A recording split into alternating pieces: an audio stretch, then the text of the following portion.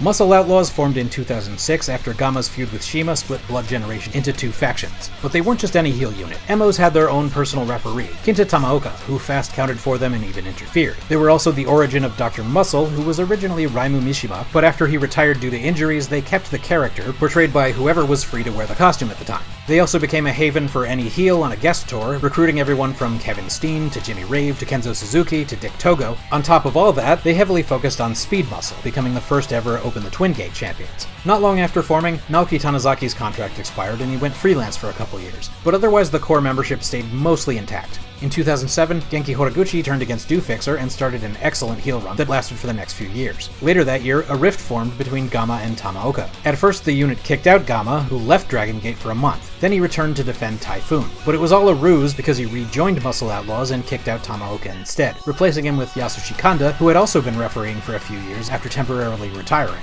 In 2008, Kishiwada was mostly freelancing elsewhere, so he faded out of the company, and Yamato joined late in the unit's run. But Speed Muscle had been distancing themselves from MO's heel tactics for a while and turned against them during a survival cage match, moving on to form World 1.